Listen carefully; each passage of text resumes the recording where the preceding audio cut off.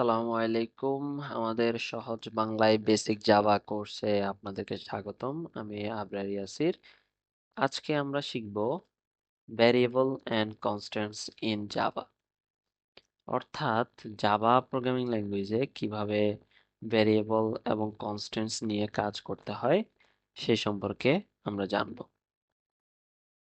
So এইটাতে কাজ করার জন্য আমি আমার ইন্টেলিজ আইডিতে একটা প্রজেক্ট তৈরি করে ফেলছি।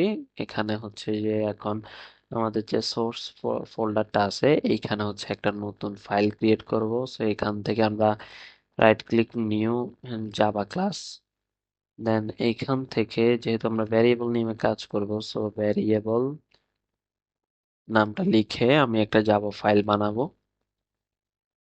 ওকে, আমার পাবলিক ক্লাসটা চলে আসছে। এখন হচ্ছে যে মেইন মেথডটা নিয়ে আসতে হবে। সো এটাকে ইন্টেলিজ আইডিতে ইজিলি শর্টকাটে নিয়ে আসার জন্য আমরা যেটা করতে পারি, পি এস ভি এম, অর্থাৎ পাবলিক স্ট্যাটিক ভয়েড মেইন, এই জিনিসটার সিম্পল ভার্সন পিএসভিএম লিখে যদি আমরা এন্টার করি আমাদের যে মেইন মেথডটা আছে সেটা এখানে চলে আসবে।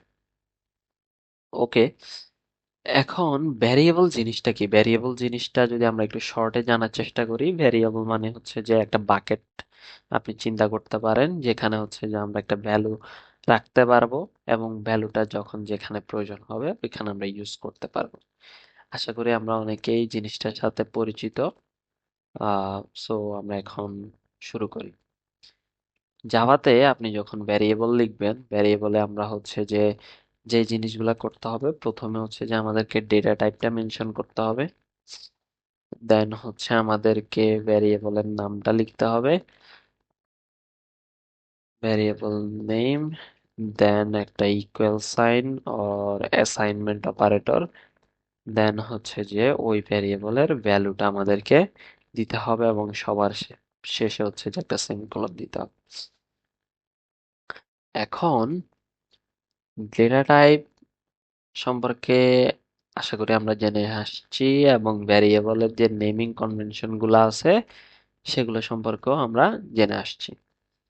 এখন আমরা হচ্ছে যে ভ্যারিয়েবলের দুইটা পার্ট যদি আপনি একটু খেয়াল করেন, এইটা হচ্ছে যে প্রথম অংশটা হচ্ছে যে ভ্যারিয়েবল ডিক্লারেশন, অর্থাৎ আপনি একটা ভ্যারিয়েবল তৈরি করতেছেন কিন্তু এটার মধ্যে যে নেসেসারিলি সাথে সাথেই ডেটা রাখতে হবে এরকম কোনো কথা নাই। এই যে এই অংশটা আপনি যে তৈরি করতেছেন এটাকে বলা হয় ডিক্লারেশন, এন্ড পরের অংশটা যখন আপনি ওই ভ্যারিয়েবলের মধ্যে কোনো একটা ভ্যালু অ্যাসাইন করতেছেন এই জিনিসটাকে বলা হয় ভ্যালু অ্যাসাইনমেন্ট। সো আপনি চাইলে দুইটা জিনিস একই লাইনেও করতে পারেন, আবার দুইটা জিনিস আলাদা আলাদা লাইনেও করতে পারেন। আমরা যদি আমাদের একদম প্রথম ভ্যারিয়েবলটা তৈরি করি, ধরেন আমাদের হচ্ছে যে একটা এইজ তৈরি করব, এইজ নামের একটা ভ্যারিয়েবল, সো আমরা এটাকে ইন্টেজার ধরতে পারি, ওই জন্য ইন্ট, এন্ড দেন হচ্ছে যে ভ্যারিয়েবলের নামটা যদি দিই এইজ, এখানে এতটুক দিয়ে যদি আমি একটা সেমিকোলন দেই আমাকে কিন্তু কোনো এরর দিবে না।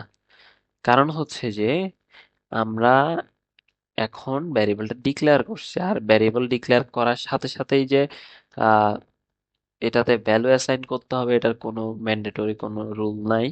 আমরা চাইলে পরে সুন্দর করে ভ্যারিয়েবলের নামটা নিয়ে ইকুয়াল সাইন দিয়ে ওর অ্যাসাইনমেন্ট অপারেটর দিয়ে দেন আমরা কিছু একটা দিতে পারি, 50 or you can say 25, something, anything, any integer number আমরা এখানে দিতে পারি। অথবা যেটা বলছি আমরা হচ্ছে যে এখান থেকে জিনিসটাকে যদি সরাই দেই এক লাইনের মধ্যেই আমরা জিনিসটাকে এখানে দিয়ে দিতে পারি। এখন যদি আমরা এই ভ্যারিয়েবলের ভ্যালুটা প্রিন্ট করতে চাই তখন হচ্ছে আমরা কি করতে পারবো, আমরা হচ্ছে যে আমাদের যে সিস্টেম যে প্রিন্ট আউট অর প্রিন্ট লাইনের যে জিনিসটা আছে ওইটা দিয়ে করতে পারি। এটা যদি শর্টকাটে করতে চাই তাহলে হচ্ছে যে এস আউট এই জিনিসটা লিখে যদি আমি এন্টার করি তাহলে আমাদের ওই যে প্রিন্টিং স্টেটমেন্টটা চলে আসবে এবং এটাতে আমি এইচটাকে পাস করে দিলাম। এখন যদি আমি এই জিনিসটাকে রান করি তাহলে আমরা দেখব যে এইজের ভ্যালুটা আমাদের এখানে প্রিন্ট হয়ে গেছে। এখন তাইলে ভ্যারিয়েবলে দুইটা পার্ট বুঝলাম। আমরা যদি আগের জিনিসটাকে একটু চেক করি তাহলে হচ্ছে যে এইটাকে যদি আমরা পরের লাইনে রাখি এবং এখানে যদি একটা এইচ দেই, দিয়ে আমরা যদি এটাকে একটু ফরম্যাটিং করার ট্রাই করি অ্যান্ড এগেইন এটাকে রান করি, আমরা দেখব যে আমরা সেম আউটপুটটাই পাচ্ছি। ওকে, আমরা চাইলে ভ্যারিয়েবলের ভ্যালুটাকে রিডিক্লেয়ারও করতে পারি। যেমন এইজ ইজ ইকুয়ালস টু এতক্ষণ 25 ছিল, এখন আমরা এটাকে 40 করে ফেলি।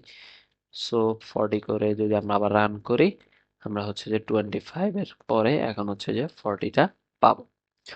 আমরা চাইলে কোনো একটা ভ্যালুকে রিডিক্লেয়ার করার সময় কোনো একটা ক্যালকুলেশনও করতে পারি। যেমন ধরেন 25 এর সাথে আমরা যদি বলি আহ, আগে 25 ছিল, এখন হচ্ছে যে 25 প্লাস 6, এরকম কিছু যদি বলি, তাহলে আমি যদি আবার রান করি জিনিসটাকে, আমরা দেখবো 25 প্লাস 6 ইজ ইকুয়ালস টু 31 চলে আসছে আমাদের এখানে।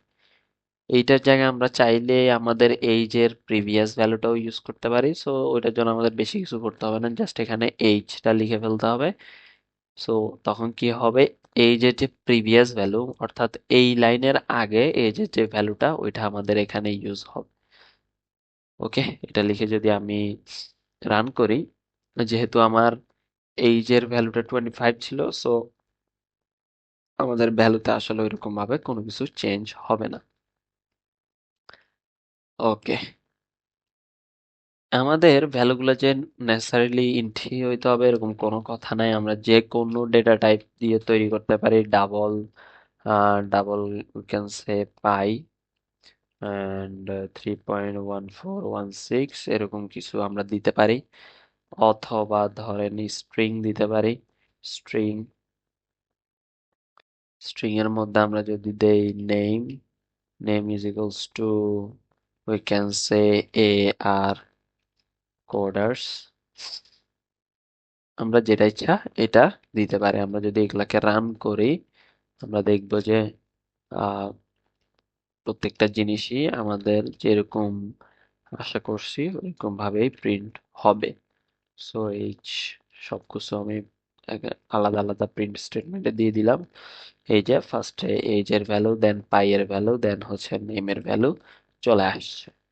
এখন কনস্ট্যান্ট জিনিসটা কি? কনস্ট্যান্ট মানে হচ্ছে যে এমন একটা ভ্যালু অর এমন একটা ভ্যারিয়েবল যেটার ভ্যালু কখনো আমরা রিঅ্যাসাইন করতে পারবো না, অর চেঞ্জ করতে পারবো না। যেমন এইখানে আমরা যেরকম ইজিলি চেঞ্জ করতে পারতেছি, আর আমরা চাইলে এগুলার ভ্যালু কিন্তু চেঞ্জ করতে পারবো, জাস্ট পরের লাইনে গিয়ে রিডিক্লেয়ার করতে হবে। কিন্তু এমন একটা ভ্যালু যদি আমি তৈরি করতে চাই যেটা হচ্ছে যে কখনো চেঞ্জ করা যাবে না, তখন আমাদের কি করতে হবে, ওই ভ্যারিয়েবলটার আগে একটা ফাইনাল ওয়ার্ড লিখতে হবে। যদি আমি এই জিনিসটা লিখে ফেলি, লিখার পরে এমনিতে কিন্তু নর্মালি কোনো সমস্যা হবে না, সবকিছু ঠিকঠাক আগের মতোই আউটপুট আসছে। কিন্তু আমি যদি এই ভ্যালুটাকে আগের ভ্যালুটার মতো রিডিক্লেয়ার করা ট্রাই করি, তখন হচ্ছে যে আমার এই জিনিসটা এরর দিবে। এই যে অলরেডি এডিটরই এরর দেওয়া শুরু করে দিছে। তবু আমরা যদি একটু রান করি জিনিসটাকে, এই যে Java can't assign a value to final variable or pi, অর্থাৎ যখন আমরা একটা ভ্যারিয়েবলের নামের শুরুতে ফাইনাল ওয়ার্ডটা লিখবো, কিওয়ার্ডটা লিখবো, তখন হচ্ছে যে এইটা একটা কনস্ট্যান্ট ভ্যারিয়েবল হয়ে যাবে। এখন যদি আমি এটাকে রিমুভ করে আবার রান করি, আমার প্রোগ্রামটা নর্মালি আবার রান হবে। আশা করি ভ্যারিয়েবল এবং কনস্ট্যান্ট কনসেপ্টটা ক্লিয়ার হয়েছে। ইনশাল্লাহ পরের কোনো ভিডিওতে দেখা হবে। আসসালামু আলাইকুম।